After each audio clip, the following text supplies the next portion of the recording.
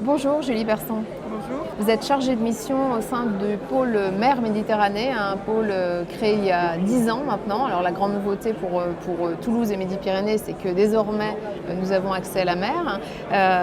Nous avons donc beaucoup à dire ensemble. Quelles sont les thématiques vraiment innovantes que porte ce pôle? Alors le pôle porte 6 grands domaines d'action stratégique. L'un sur tout ce qui est sécurité maritime, le second qui est sur le naval et le nautisme, le troisième sur tout ce qui est énergie minière et marine, les ressources biologiques marines également, puis l'environnement et l'aménagement du littoral, et enfin tout ce qui est lié aux ports, infrastructures et transports maritimes.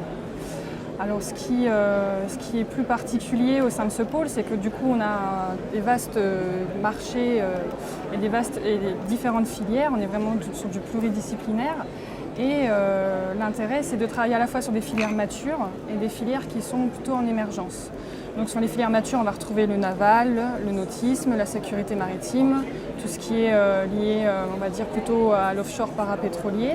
Donc là, l'enjeu, c'est de réussir à pérenniser l'activité et à être toujours de plus en plus compétitif.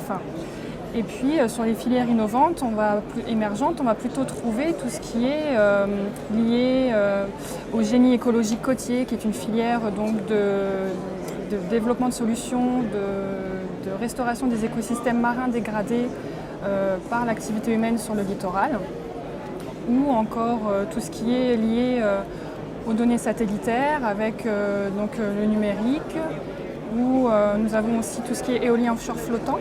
Donc là, il y a un réel enjeu sur la façade méditerranée de pouvoir mettre de l'énergie flottante au large de nos côtes, parmi tant d'autres activités. Et là, l'enjeu du coup de ces filières émergentes, c'est de réussir à donner de la visibilité à ces acteurs, à montrer l'intérêt de ces filières, à les construire, à les structurer, à les accompagner aussi dans leur visibilité à l'international. Et ça passe aussi par parfois, dans certains cas, le lancement d'appels à projets en collaboration avec certains financeurs, l'accompagnement sur du montage de projets, etc. Donc pour ce qui concerne les liens entre Toulouse et Montpellier, sur quel projet vous évoquiez tout à l'heure l'activité satellitaire, le numérique? Est-ce que c'est sur ces deux points en particulier que vous cherchez des convergences? Les convergences se trouvent, on va dire, naturellement avec ce qui existe comme tissu économique et de recherche au niveau de Toulouse. On a Mercator Océan, le CLS, Noveltis, le Legos. Donc tous ces enjeux liés à l'océanographie opérationnelle et aux données satellitaires sont positionnés vraiment sur l'aspect maritime également.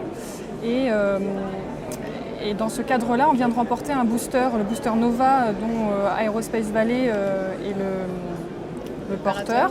Voilà. Et le pôle mer intervient sur tout ce qui est, on va dire, industrie maritime et côtière, pour toutes les données numériques et satellitaires en lien avec ce sujet. Dernière question, Julie Persson. Vous évoquiez tout à l'heure l'éolien offshore flottant. Oui. Quelles sont les actions que vous menez sur ce point? Alors, on a commencé courant 2015 à identifier les acteurs qui sont présents sur l'ensemble de cette chaîne de valeur en Languedoc-Roussillon. C'est une filière émergente, donc on est vraiment sur une vision de rechercher les compétences potentielles et effectives au sein de la région. Et puis, à la fin de cette mission, on a étendu, donc aujourd'hui, on étend l'identification de ces compétences et de ces acteurs à la grande région, donc en incluant Midi-Pyrénées. La volonté, c'est de réussir aussi à identifier l'industrie forte en Midi-Pyrénées et tout ce qui est plutôt lié aux services sur le territoire languedocien. Merci Julie Persson. Je vous en prie, merci à vous.